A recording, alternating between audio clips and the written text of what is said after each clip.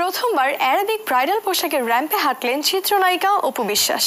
শ্বেতশুভ্র সুবিশাল Arabic traditional গাউনে সংযুক্ত আরব আমিরাতের প্রাদেশিক শহর আজমানে অনুষ্ঠিত Dubai fashion week fashion for life অনুষ্ঠানে শো স্টপার ছিলেন ঢাকাই চলচ্চিত্রের এই বিউটি কুইন।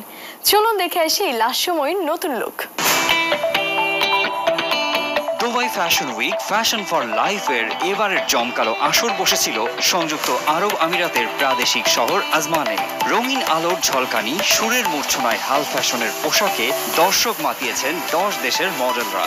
যে আয়োজনের শো স্টপার ছিলেন ঢাকাই চলচ্চিত্রের beauty queen Apu Biswas. Arabic bride রূপে র্যাম্পে পা রাখতেই অবাক বিস্ময়ে এক মুহূর্ত মূর্ছা গেলেন অপু ভক্তরা। কোন রূপে ধরা দিলেন ঢালিউড কুইন। শ্বেতশুভ্র সুবিশাল অ্যারাবিক ট্র্যাডিশনাল গাউনে চেপে আকাশ থেকে যেন এখনই নেমে আসা কোনো এক অপ্সরা।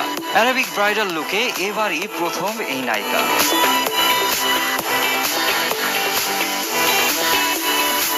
পরক্ষণে বাংলাদেশ থেকে সযত্নে নিয়ে আসা মসলিন শাড়ি পরে র্যাম্পে হেঁটে নিজ দেশের ঐতিহ্য চাউর করতে ছাড়েননি ঢালিউড কুইন।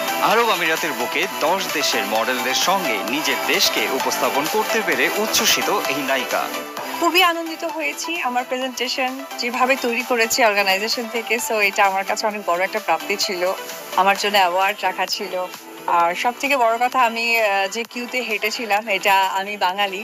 আমি যেমন বাঙালি এখন শাড়ি পরেছি, ঠিক তার অপোজিট এটা মানে অ্যারাবিক একটা ড্রেস ছিল ব্রাইডাল। সো এই জায়গা সবকিছু মিলে খুবই আনন্দিত হয়েছি। অনুষ্ঠানে প্রধান অতিথি হিসেবে উপস্থিত youth Bangla cultural forum UAE এর প্রধান উপদেষ্টা ফারিদ উদ্দিন CIP, আয়োজক friends view media and events এর স্বত্বাধিকারী রবি চৌধুরী ও MD ওসমান। আসলে আমাদের মূলত এই প্রোগ্রামটা টোটালি অ্যারাবিক টাইপের ছিল।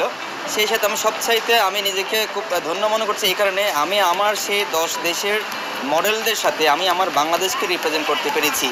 দ্যাট মিনস আমার বাংলাদেশের ছিল শো স্টপার। আপনারা সবাই জানেন বাংলাদেশের সবচেয়ে গ্ল্যামার কুইন, তার অনেকগুলো ছবি, সেই সুপার হিরোইন অপু বিশ্বাস ছিল আমাদের শোয়ের আজকের শো স্টপার। বছর জুড়ে দুবাই সহ গোটা আরব আমিরাতের লাইভ ফ্যাশন কনসার্ট এক্সিবিশনের আয়োজন যেন ভ্রমণকারী ও স্থানীয়দের মধ্যে বিনোদনের বাড়তি খোরাক সৃষ্টি করে।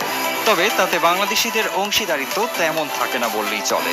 এই আয়োজনের মধ্য দিয়ে আগামীতে বাংলাদেশি ফ্যাশন অ্যান্ড এন্টারটেইনমেন্টের নতুন মাত্রা সৃষ্টি করতে চান আয়োজকরা।